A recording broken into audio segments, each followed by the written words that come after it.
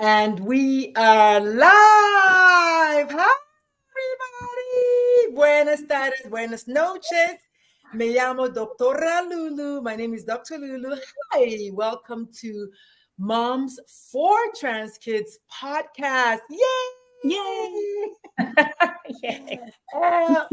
Y'all know me and my friends. So this is the Moms for Trans Kids podcast with Dr. Lulu and friends or something like that. That's what my little IT guy did. So I want to just say welcome to another Sunday for, another hour with moms, and mom things happen when moms get together. So today my moms are joining me are Vicky. You already know Vicky. Hi, Vicky. Hi, Dr. Lulu. Good to see you Hi. again. And we have a kind of sort of new face, but not new voice. Abbie is in the building. Hi, Abbie. Hey. Hi, guys. So Abbie is joining us from Gender Diversity Training, and I don't know what else, but I'm just going to let her introduce herself, and then Vicky will introduce herself. So, but my name is Dr. Lulu.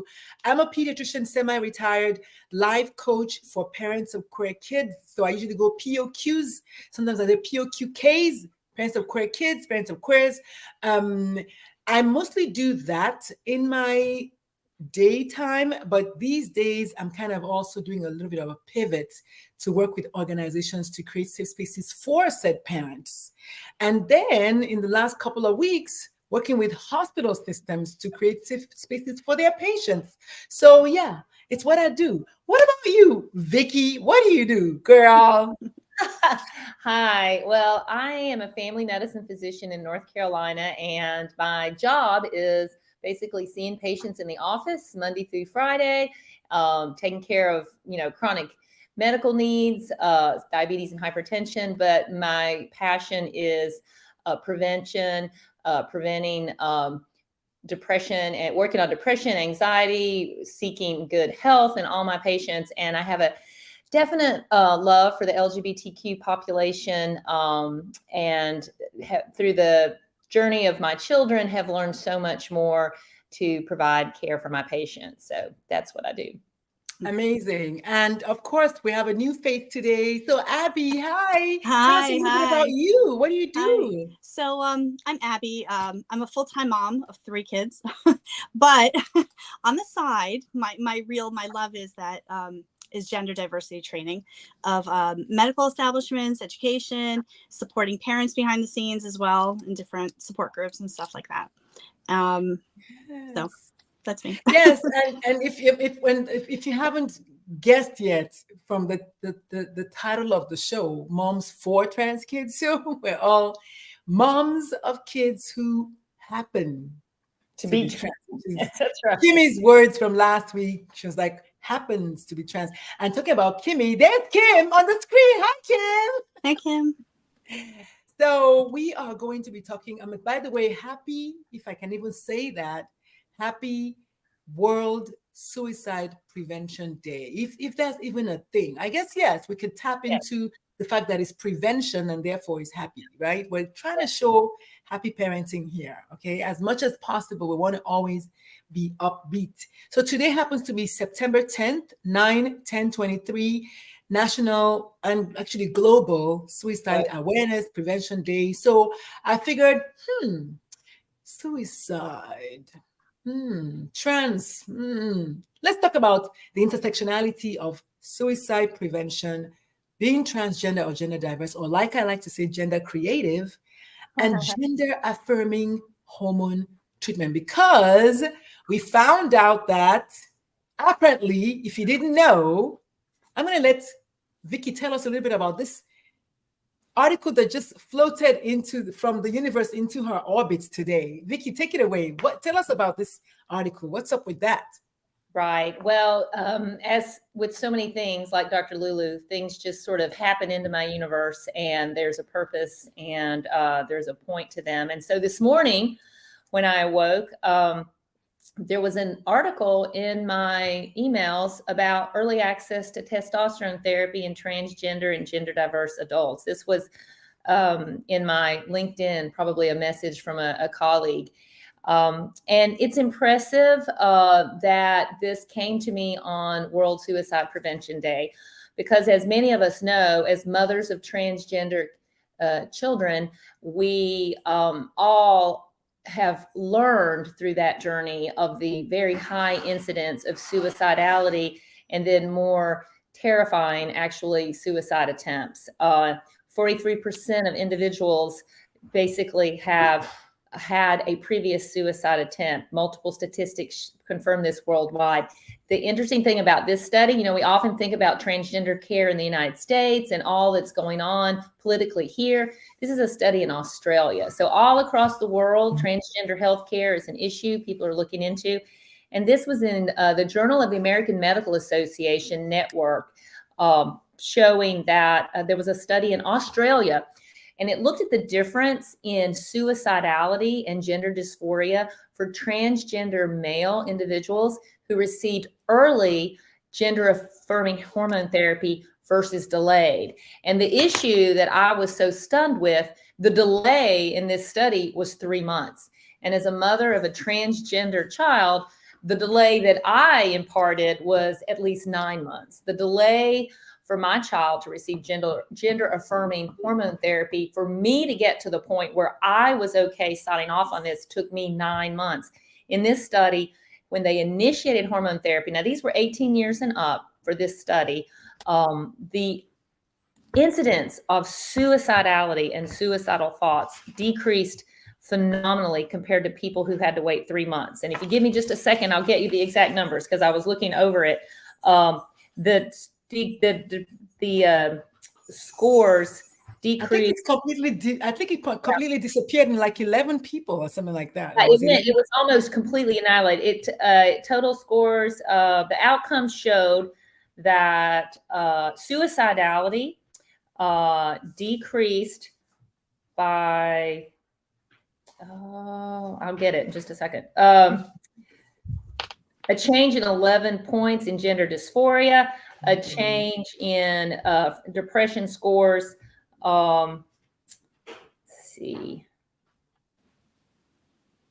I'm looking for that. I'm looking for it. I'll get right back to you. I'm looking for the little snippet that I shared in the group chat, because it was 9.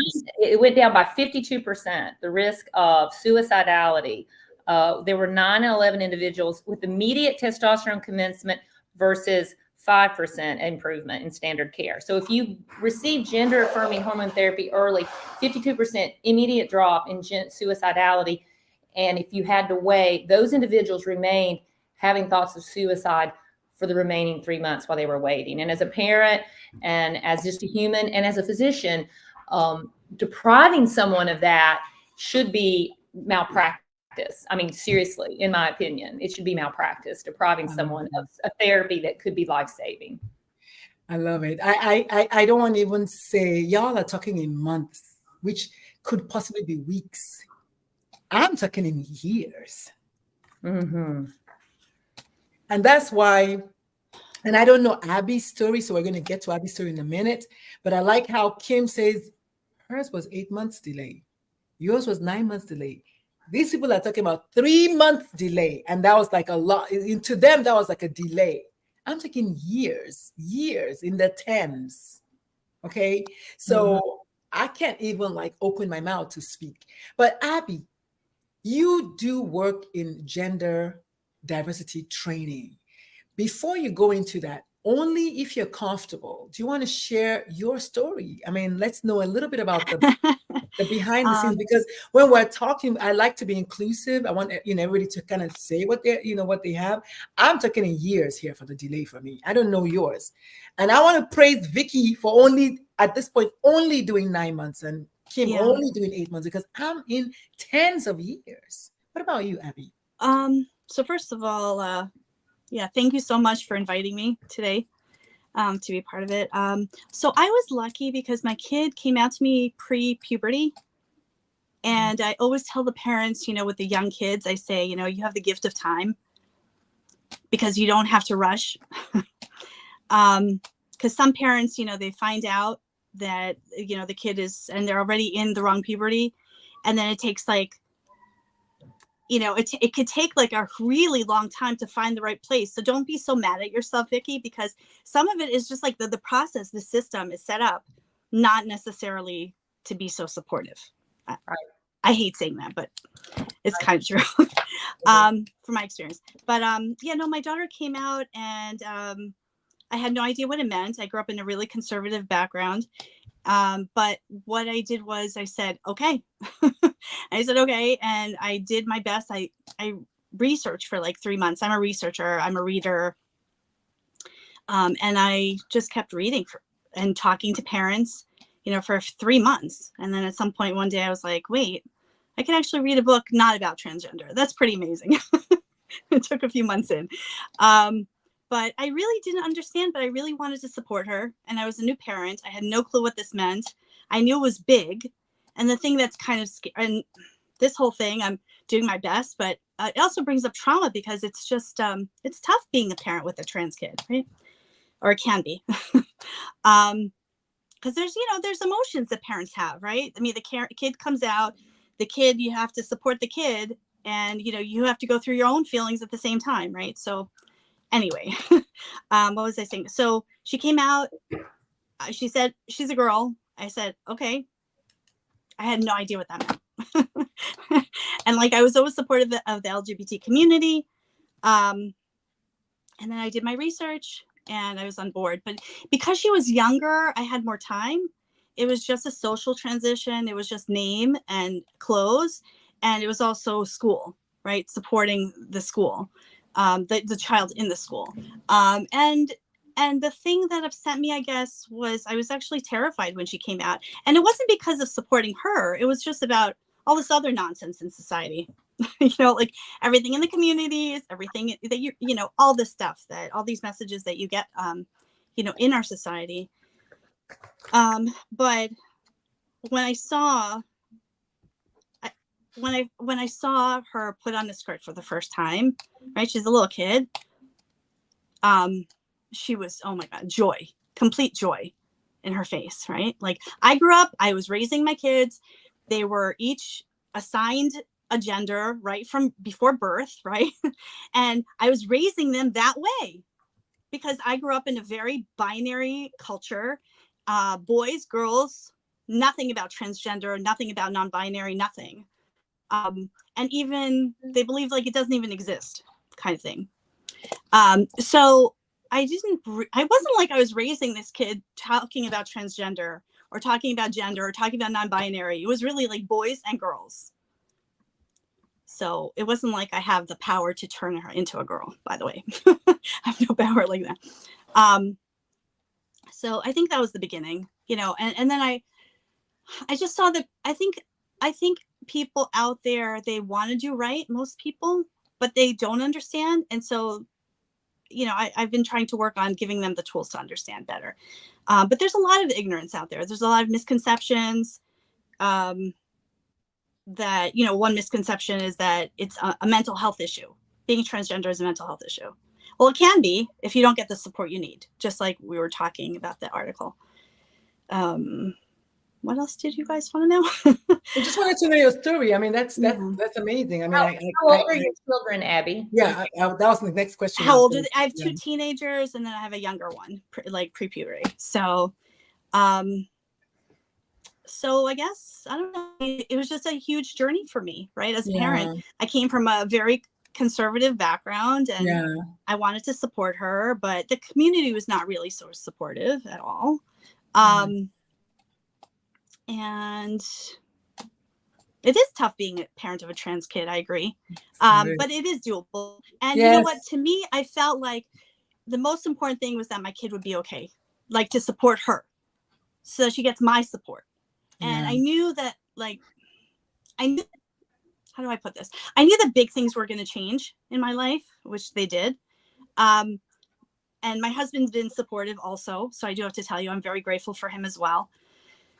But I felt like she came first.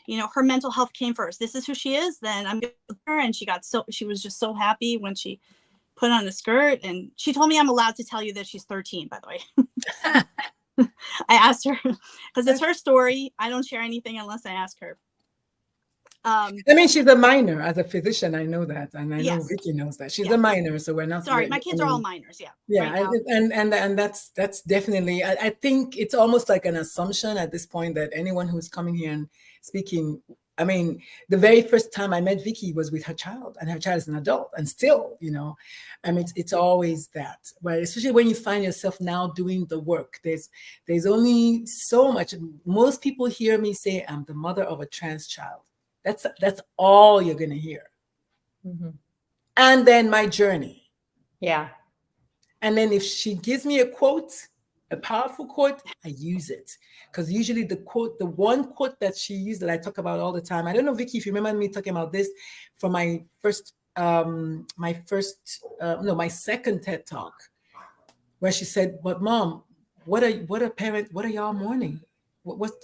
She said, everything is great except that one line. You want to mourn the child that you lost. How did you lose a child? I mean, if anything, you should be celebrating."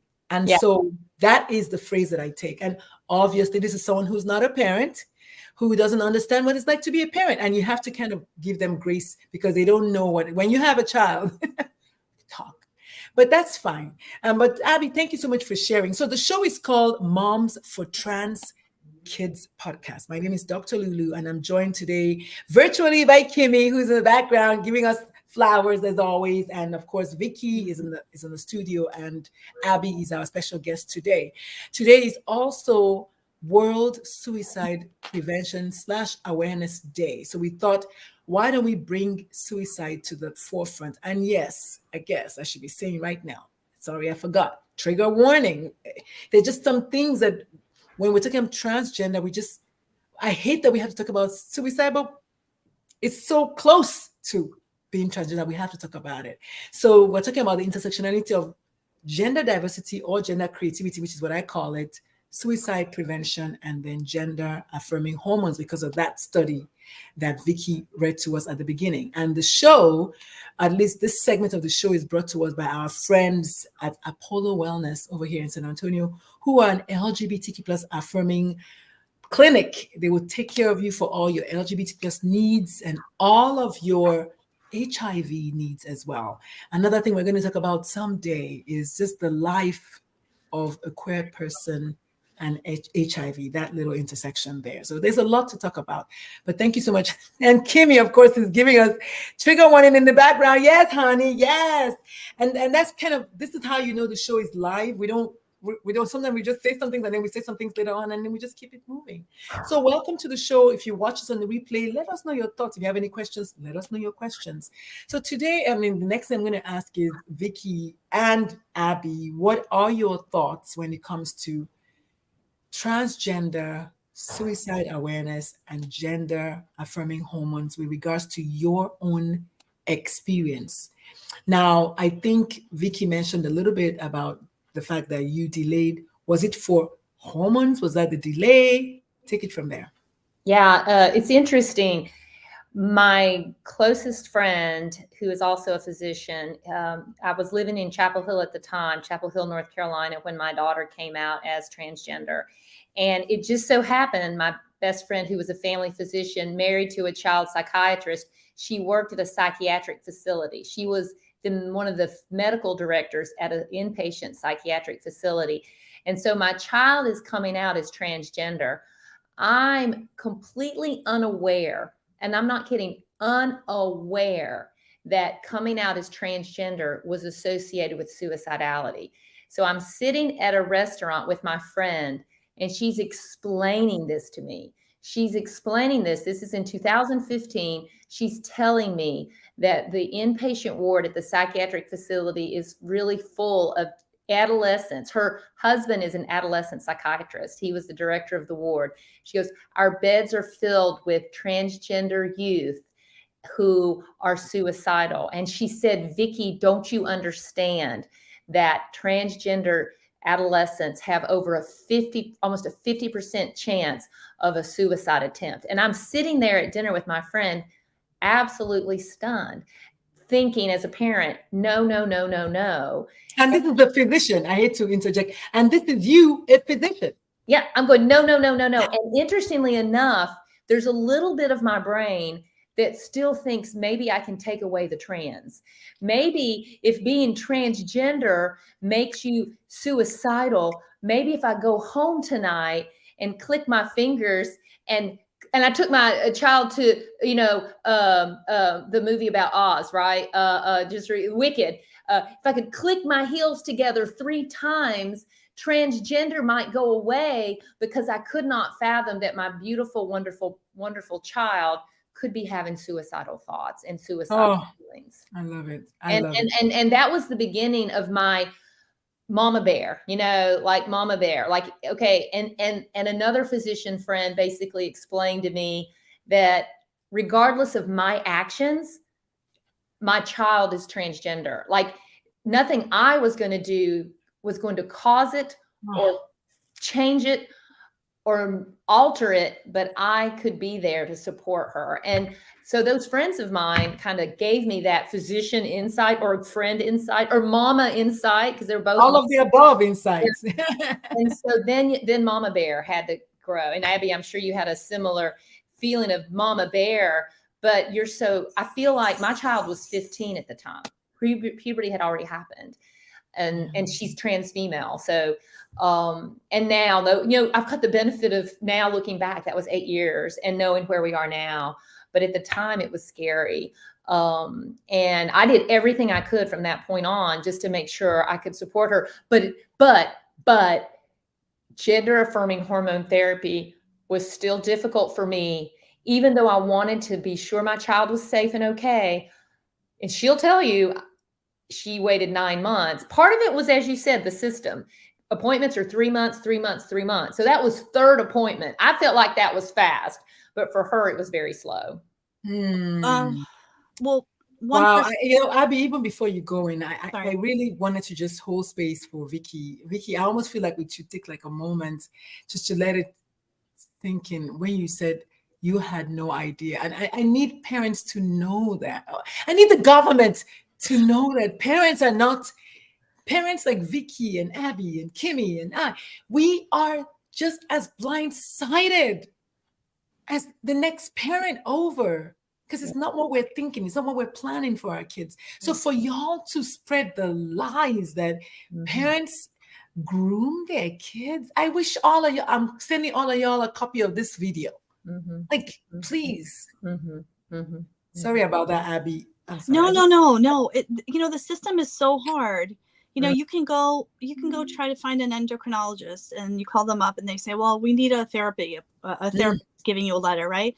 Then you call the next endocrinologist and the next endocrinologist, and then you can call like the next therapist and the next therapist, and it could take months and months and months. So even if you were on board, Vicky, I'm just telling you, like, it's just, I don't know, it just takes a long time. It does. The system is and really that's specifically for medications, right? Yeah, no, I just wanted to make sure that they know, because because one of the things that I want to do on the show specifically is to get parents to know that there is true what Abbie's saying. There's some things that are out of your control, but what I really always want to kind of micro focus on is the things that are within your control, i.e. affirming, which is why last week we talked about affirmation. Because guess what, Abbie? Even if let's just say that you could get an appointment next week, now we have governors putting rules that doctors can't even see. You know what I mean? Like now it's become a court case. It's awful. So go ahead. I'm sorry. No. I'm just listen. The support is out there. It's very emotional for us moms, right? It's very hard. Yeah. It's very hard on us. Go ahead.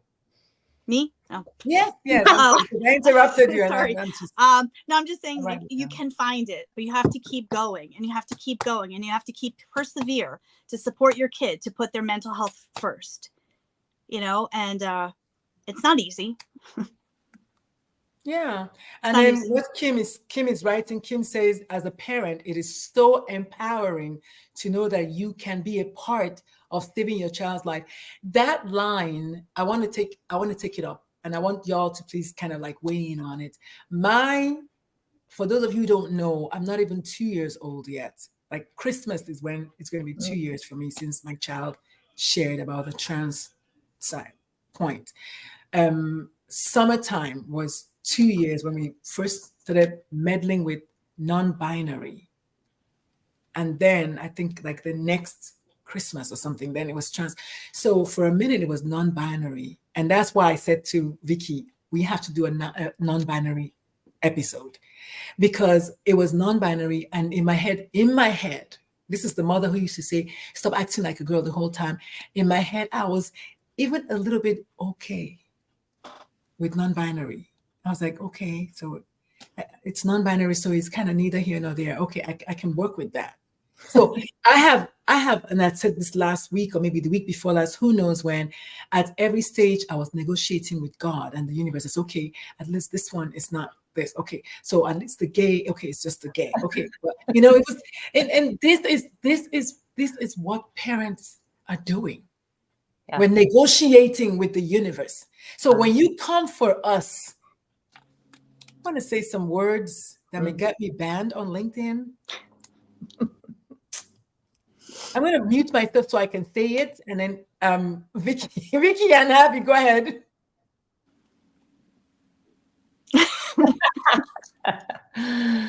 Oh, Dr. Lulu.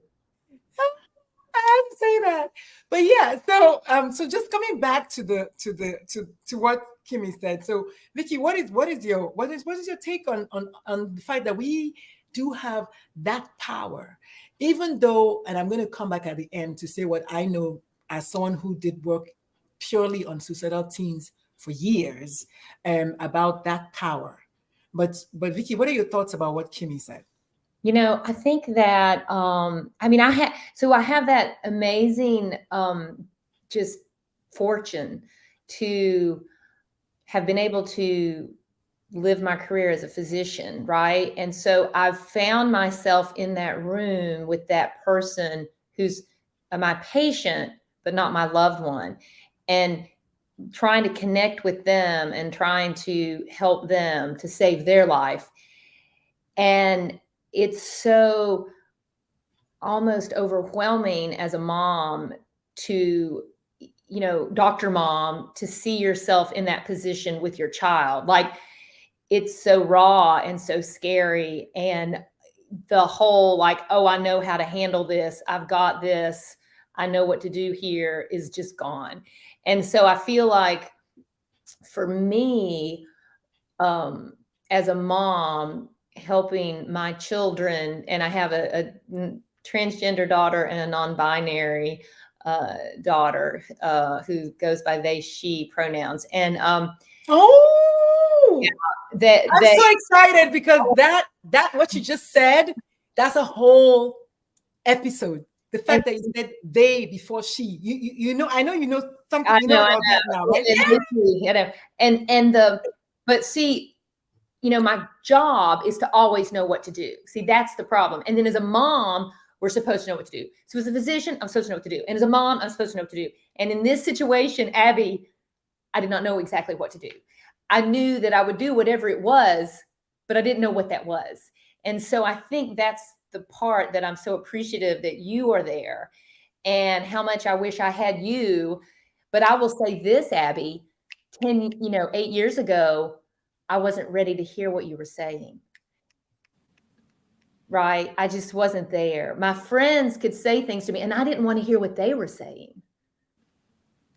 And I will tell you this, and I think there's angels in our lives that show up and say just the right thing at just the right time. And as I was going through this with my child, there were people that would walk up and say just the right thing at the right time. So remember how I told you I was sitting at a restaurant with my very dear friend, and she just told me that transgender adolescents have almost a 50% suicide attempt rate. And I'm sitting there, and part of my brain is saying, Abbie, it's saying, no, no, no, no, no, no, no. I don't even want to believe this. And one of our professors who taught us in our residency to be family medicine physicians, I'm not lying, he just happened to be at that restaurant. He walked across the floor, looked me directly in the eye and said, whatever she's saying, you need to believe her because she loves you. And I mean, he actually had no idea what we were talking about. Wow. And I sat there stunned. To me, that's like a God thing or a universe thing, because part of me was not wanting to hear it because I didn't know how to handle it. And then when he said that, I realized he's right. I can't be angry at my friend. I have to believe what she's telling me. And then but I wasn't ready to hear that from someone like you, Abbie. That's what's so, I want this podcast to like live and breathe and be in people's homes, because tonight they might not be ready to hear it, but maybe a month from now, what you and I say and might make a difference. I love it. I love everything about it. And if you notice me, I've been looking down because Kim has been trying to join in. So and that's what I've been doing. I was like, so the mama bears are complete. There's a quartet of us, and yes, we are ladies. Kim has this way of bringing that mama bear out of me. We don't give a fuck. Hey. So everyone, I know a bunch of people actually watching from LinkedIn. Somebody just sent me a message that, oh my God, this is so good. And I begged her to make a comment so we can see her. So y'all meet Kim, the fourth mama bear. Yes. Rah. All right, Kimmy, welcome to the party. So Kim is going to give us a tiny little introduction and then tell us, the conversation. You've seen her typing this whole time, but now she's in the flesh. And we're having an important conversation. The show is called Mom for Trans Kids. Yes, if you don't know anything, at least they're moms. We are pro our trans kids, right? But today we're talking about suicide and gender affirming care and the fact that the children are gender diverse. And they are our kids. We've been given these kids to raise, to love, to accept, to wrestle with. And then here comes somebody telling us, oh, you're doing it on your own. And look at what I think Abbie said it earlier. Abbie said, I didn't want to make my child trans or something. I don't know. I can't remember how she worded it. Like we couldn't if we wanted to. And here. So Kimmy, welcome and tell us who you are and why are you late, mama? Yeah. Girl, I know you texted me the link and I was looking for it in my email. So anyway, mom life, right? That's right. Yes. And my apologies for being late. This is a super important topic to me. And just so you know, as an introduction piece of this, I am a mama bear of 2 transgender, beautiful human beings. And I'm also surrounded by pseudo-adopted children as well that identify as, all the parts of the rainbow. So I love them all. But of course we're the mama bears, right? And I thank you for having this, Dr. Lulu. I think it's such an important topic and I had to be a part of it. I was butting my way in. But. No, but you are part of it. And I mentioned that on LinkedIn. I said, Kim may join us, but usually you, from the very inception of the show, you've always either been in the studio, virtual studio, or typing voraciously. Yeah. And so what the question actually was your comment that we're talking about, the comment where you said it is so empowering to know that you as a parent can be a part of saving your life. And we're just kind of taking bites at it. And I was going to go last because I wanted to say something about that part about saving your life. But Abbie, did you already go, Mama? I was distracted. No. Okay. So Abbie, go ahead and tell. What are your thoughts about what Kimmy said? And then of course, I just think that sometimes I got put into a role of being an advocate for a little kid, right? And it's such an important job. But self-care is also really important as well. So, because otherwise it's just hard, right? So I've been put in this position. I advocate as much as I can. And her mental well-being would be really compromised if I wasn't able to accept who she is, right? Because she's transgender, whether or not I accept it. So if I would have stayed in my community, I don't know what would have happened, right? She would be pretending that she's a boy for years. It would be affecting her mental health. I don't know if she'd still be here. I just don't know. She's a young teen, but I have no idea. If I had to pretend I was a boy, I don't know how I would be able to do that because I'm not. And I even went and thought about that for a while because of this journey. But I mean, I feel grateful that she's in my family. I feel grateful that, you know, I can be her parent and I can be supportive and I can be her advocate, you know, because if she was in a different family, right, like the family next door, I mean, not literally next door, but, you know, somebody else in the community, right, I don't know that they would be supportive. And I believe there's a lot more trans kids and non-binary kids out there. And I believe that a lot of people just don't see it. And for some reason, because I'm a mom with a trans kid, I look at it through like these glasses where I'm like, okay, wait, I think that kid is trans. Wait, that kid is trans. That kid's trans. And I don't know if I'm like making it up. I just keep it all in my head. I say nothing, but like, Yeah, I think, you know, it's just a lot more out there than people realize. Yes. Yes, I love that. And because I have a podcast, which you should all go see, is titled Let the Children Lead. In that podcast, I happen to have the numbers. So 5% of today's youth, 5%, 5 out of every 100 raise their hands that they're not identifying with the gender that they were assigned at birth. So it doesn't quite say whether it's trans or something else, but they're gender non-conforming, 5%. Globally, the number, 5% in the US, globally, the number is 6%, okay, of youth. And we're talking about Gen Zers, millennials, more so Gen Zers, and Gen Xs are coming. They're not Gen Xs, Gen Xs are coming. They're like even more so, okay? So that's one. And then 42% of today's adults know one person who's transgender. mm-hmm. And so what you're saying right now makes so much sense, Abbie, because there are more people out there who are just like, I'm not saying anything. Not when they're going to come for my mother. I'm not saying anything. Not when they're not going to let me know anything. So, and I just happen to know, because I have this talk that's coming up in a couple of weeks, that in 2012, it was 3.5% of the US population that identified as LGBT plus, okay? 3.5%. As of 2021, so 2012 was 3.5%. 2021, it was 7.1%. So almost double, just past double. Guess what? In 2022, the number slowed down. Only 7.2%. But think about it. From 2012, it went like that.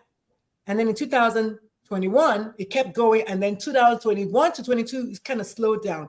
Why do you think that is? Why do you think that is? The answer is very obvious. It's not safe for these people. It's not safe. Yeah. It's not safe. So anyway, I just wanted to drop that. But yeah, go ahead, Kimmy. So we know you kind of brought up the idea, but tell us a little bit more about your thoughts with that. As far as the percentage leveling off, No, not that, Mama. About your thought about empowering empowering. You know, you don't have to be a physician to save your kid's life. I mean, you can be a parent as long as you're affirming you are being a part of that journey that doesn't have to have an end date that's near. Okay, and I speak that with my soul. Like, how long do you want your child's journey to be? I want my kids to have, you know, to live their authentic life for as long as they can, and to be happy and fulfilled with themselves.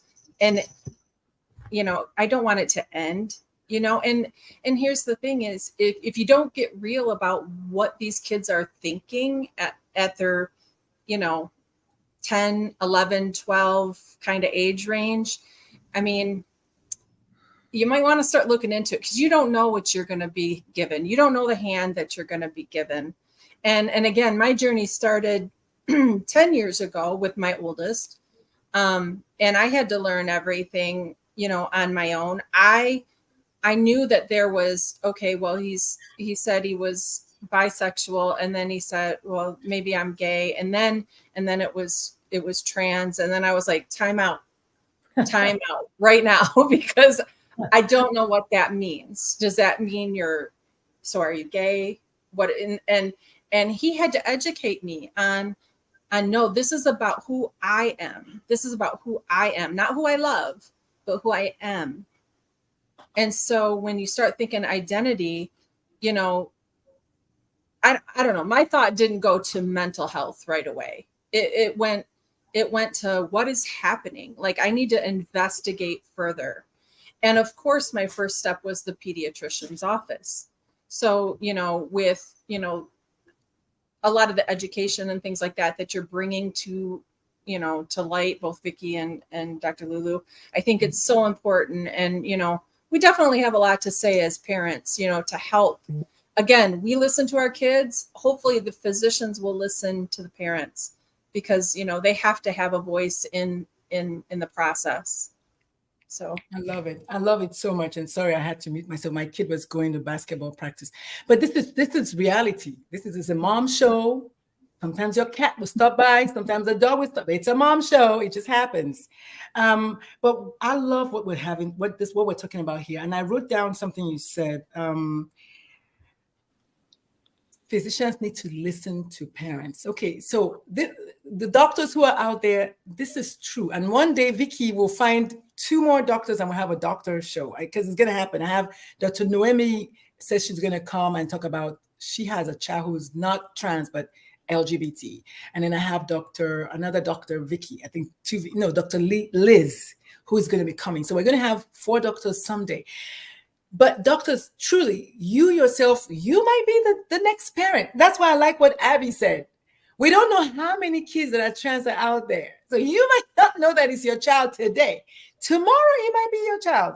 If anybody told me 2 years ago that I'll be doing this 2 years later, nearly 2 years, I would say no. I could never have imagined.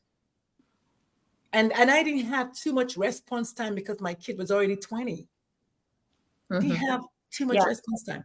And so what I want to say about it's so empowering to know that you can be a big part of saving your child's life is that's it, a part. I want to also, because I know about suicide personally, I want to absolve parents who are either going through, who have maybe had to bury a child, because we have to talk about the hard things, okay? A parent who has buried a child to suicide, who may be struggling with that, who may be going through that right now. The truth is, what I read in all of my studies about suicide is, if love were enough, there'll be no suicides. I'm saying it very carefully.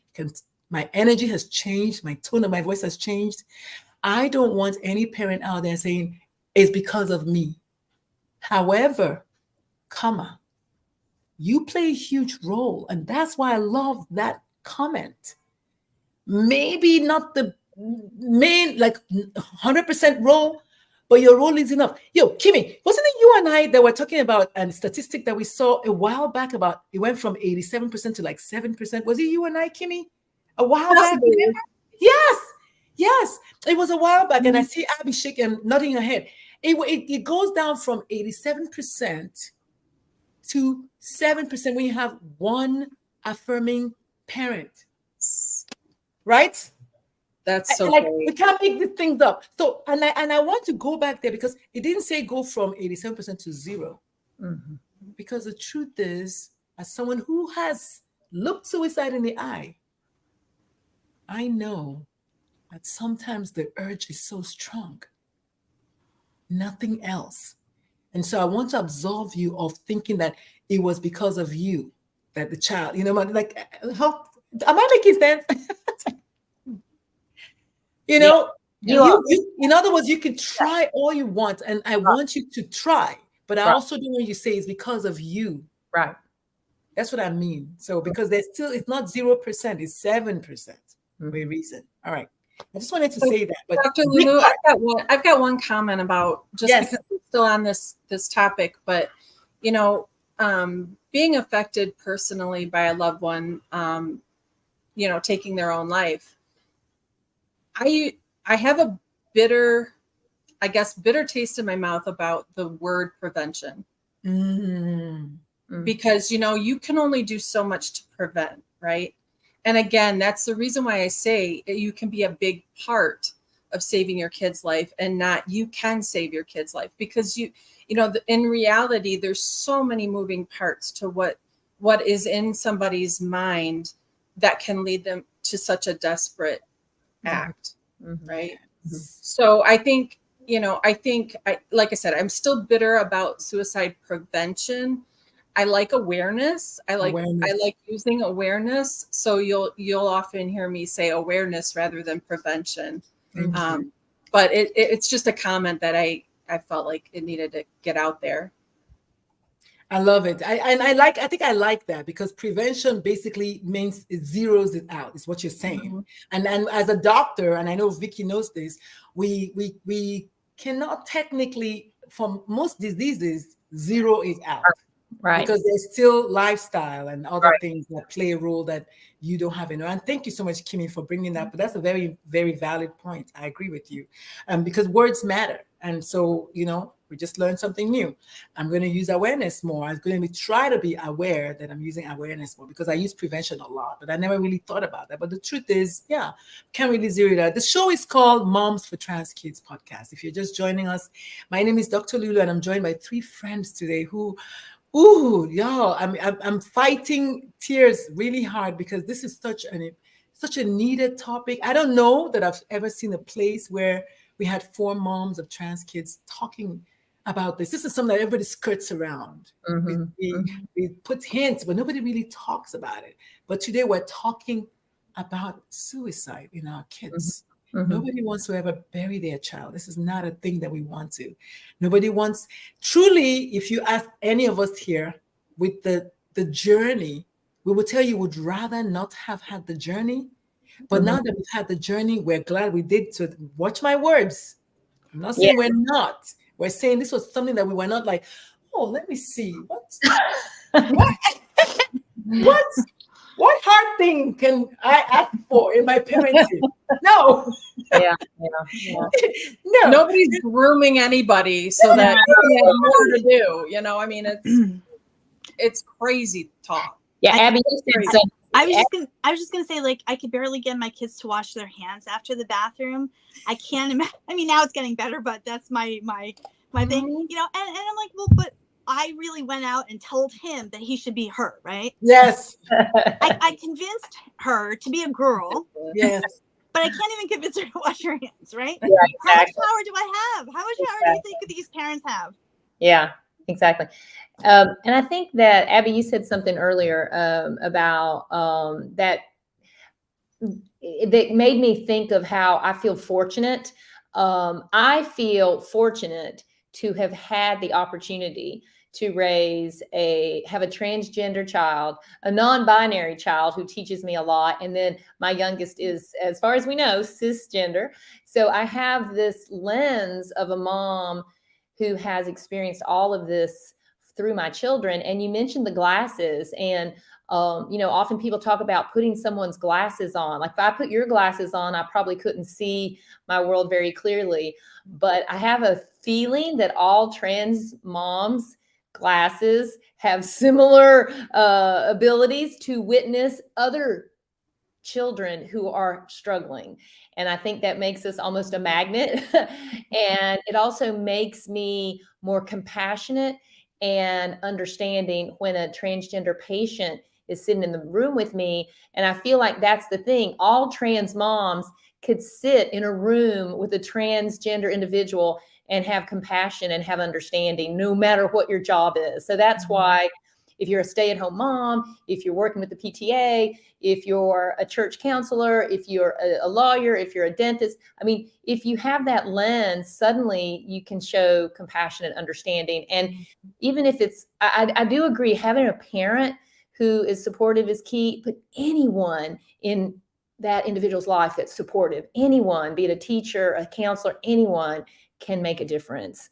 And so hopefully that's something that's why we're here. I think all of us are here tonight because we know what we didn't know before this child opened up to us and let us into their lives, into their minds, into their hearts. And we just want others to understand that. That's what I want.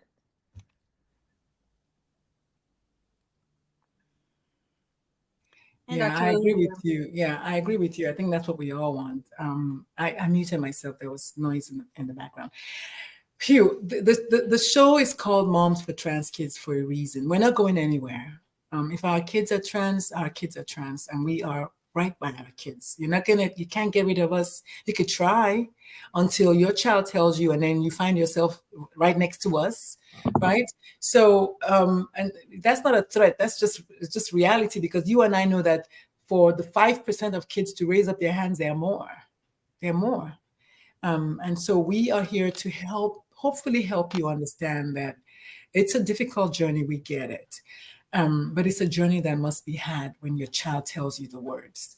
And so as we round up the show, I'm going to go just kind of do a brief round robin. And again, the focus today was the intersection of gender affirming hormone therapy, not because we're telling you doses or anything, but just what that role of early onset administration of hormones, the role that plays with suicide in the children, prevention in the children, and of course, children who are gender diverse. So we just wanted to discuss it on today, World Suicide Awareness Day, so that you will know that maybe if you were going to delay a little longer, maybe you think again, right? So I'm just going to go around and have everyone just kind of chime in and say your going away words. Sometimes the show lasts a lot longer, sometimes it doesn't. But I want you all to just say you're going away words to the parents, to the doctors, to the kids themselves who might be watching,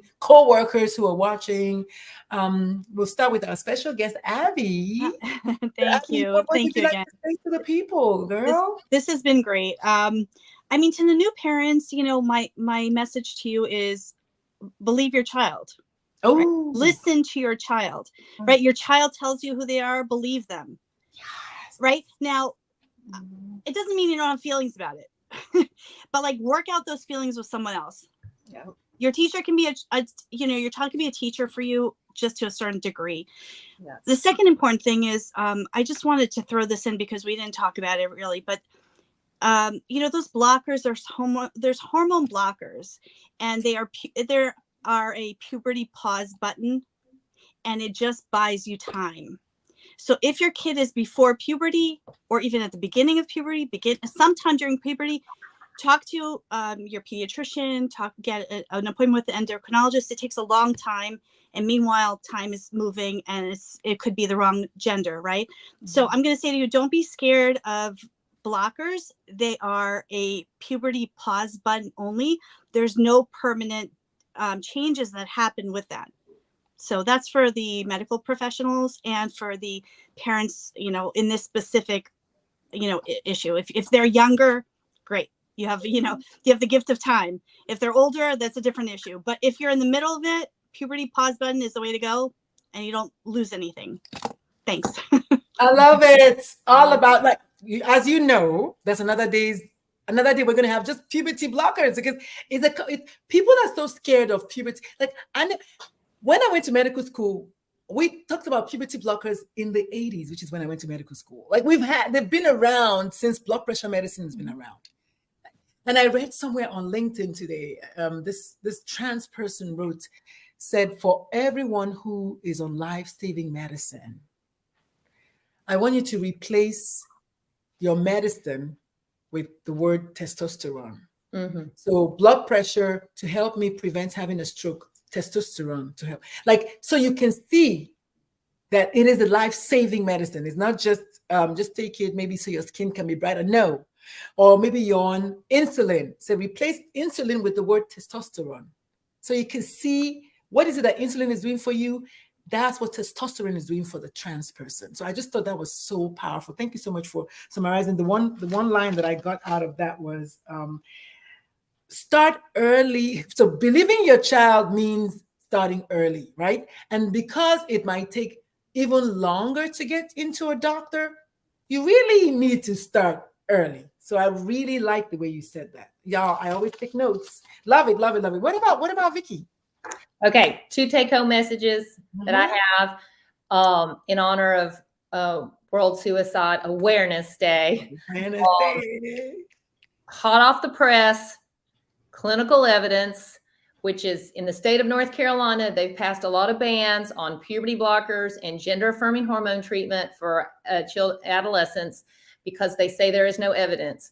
Well, we have evidence, the Journal of American Medical Association, here's a publication absolutely proving in an open label randomized clinical trial that you were able to reduce suicidality by 52% with initiation of gender affirming hormone therapy. 52%.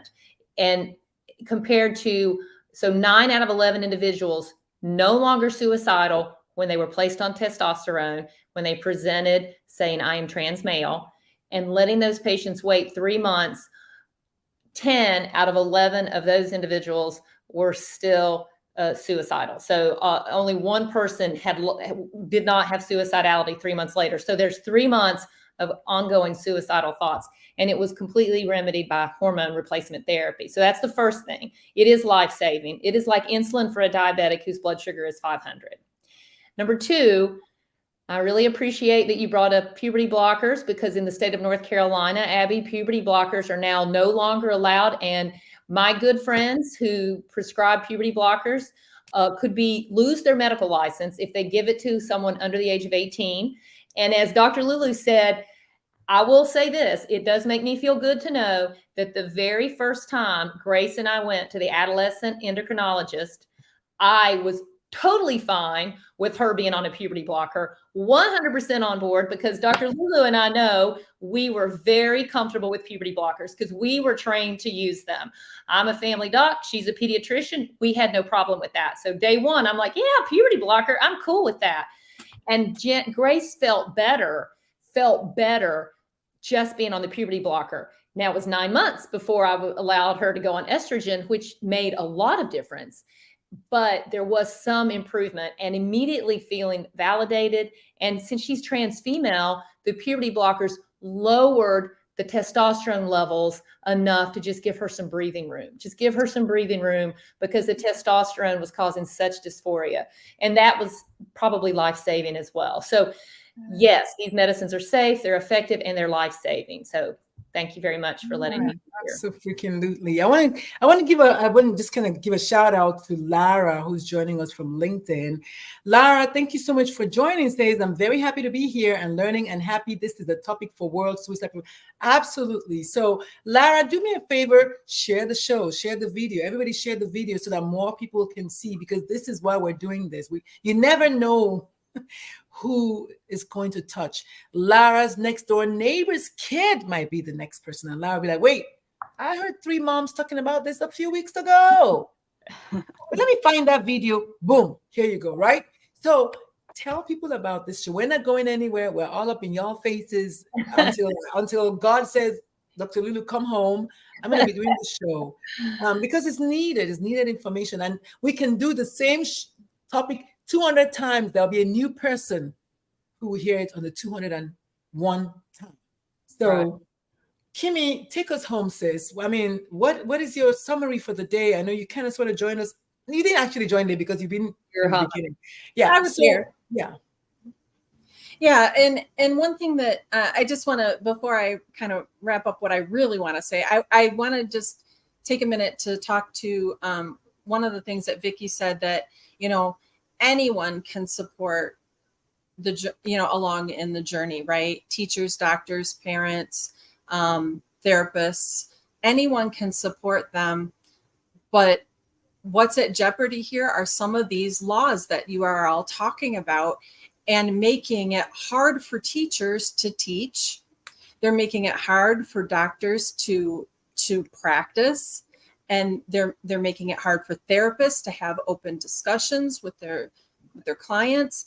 I mean, everyone is scared right now, and that's why you're going to see that plateau and people coming out to say, I'm transgender, this is who I am. They hold it in because they're scared. Their loved ones might be scared. So I almost see the reason for the plateau. I mean, the world has taken a downward spiral, and this has become a political topic, and it just isn't. The point that I want to end up, though, on kind of leads, it's kind of relates to it, but, there's lawmakers that are making laws. There are parents, at the football field, or parents at, you know, at the picnic, the company picnic, or whatever, they're all going to have comments. They're going to have judgments. They're going to have opinions. But for the parents out there, please disregard anything that anybody is trying to feed you, unless they've been in your shoes, unless you've had the experience of saving your own child's life. Let's pause. Unless you have been in a position to save your child's life, your comments mean nothing to me. Your laws mean nothing to me. Your policies mean nothing to me. I am going to save my child's life no matter what. Period. Period. That's it. That's it. Mic drop. Mic drop. So good. So good. And I love what Kimmy said. One of the many times in the past, I wrote a comment. I said, dear parent, I always say, dear somebody, dear parent, if your best friend tells you to not affirm your kid, divorce them, because they want your child to die. I mean, I wrote it that way. They want your child to die. They don't have the best intention for your child. And don't tell me any cockamamie story about it being ignorance. No. When was the last time you asked your friend before you cooked dinner anyway? Hello. So no, I was like, if your pastor tells you, get away from that pastor, because they want your child to die. And I know Vicky was tickled pink when I gave this list last week. So I'm going to go over the 7 P's again. Yes. The person or the patient, depending on where the person is. So the queer person or the patient, their peers. So these are the 7 people that it takes to support the child, okay? The person themselves, because baby girl, baby boy, baby person, you have to also sometimes reach deep down, which is what my kid did in a very toxic, transphobic environment. My kid reached deep down and found lifeline with their friends. Mm-hmm. And she says it clearly. She's like, if not for my friends, I will not be here. And I want to hold space for friends, because friends, in this case, peers, right? Then the parents, if you can get your act, get your act together. Get your act together. Yeah, if you can get your act together, the parents, then the psychologist, that's the P, or therapist. But the psychologist, that's someone that if they are gender affirming, if they are not gender affirming, we're not going, that's no bueno, okay? Then the pastor in the Black community, y'all, I gotta go there. In the Black community, the pastor sometimes is stronger than the parent. Coming from a mother who took her child to a pastor. Mm-hmm. Okay. So, and I talk about all the things that I've done, because I'm no longer like in the cone of shame, because I know if I did it, there are people doing it. Mm-hmm. Okay. Then there is the physician.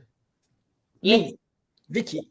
You also have to, because I know enough to, like, Kimmy, didn't I tell you about the doctor friend of mine that said it was against their morals? I was huffing and puffing and blowing smoke out of my mouth. I was so pissed. I was shaking. She was like, yeah, but what if it's against my morals? Yeah. I don't know how fast. Tell me you said fuck your morals. Please. That's what I'm thinking too. Out of my mind right now. All right. I'm sorry. Wow. We go there. We went there.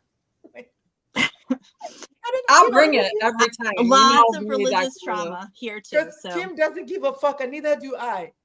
Fuck your morals. Oh my God. Okay, but Abbie, what were you saying? Sorry. Lots of religious trauma with me. Yes. I'm working through it, but lots. People have no idea. So much judgment. We did not want this to happen. No. We love our kids. We did not make this happen. We don't have that power. And the last P, if you must know, is the principal, which brings in the school. Okay. So those are the 7 P's that I came up with. I mean, I'm sure there are more, but those are the 7 that. Like neighbor is not a P, but I didn't know where to put that in. Who you are part of the village it takes to raise. I have a P for that, proximity. Yeah. Yay. Yes. I'm going to tell you this. I'm going to say this. I know we're over time, but what our neighbor, Grace's friend to this day, probably had much to ensure the survival of my child, because the next door neighbor was her peer, but also proximity.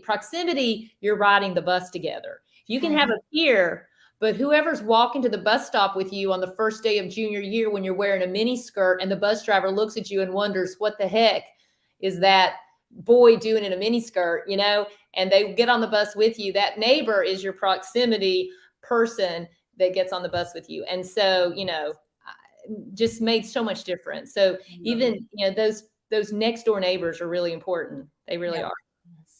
I love it. It does take a village to come up with all the letter P's, and maybe next week we'll add another P, who knows? Yeah. But y'all, ladies, listen, y'all, you're like my sisters. You know this. You know how I feel about you. Thank you so much from the bottom of my heart. And thank you to everyone who watched. I looked on LinkedIn. We have 96 impressions. So people have seen this show. Many people just don't maybe write a comment, but it's fine. Please share the show. Tell someone about it. Save a life. Help us save a life. If you haven't heard it before, you heard it again today. We do not make our kids gay. We don't make our kids queer. We don't make our kids anything at all. Just like you don't. You don't.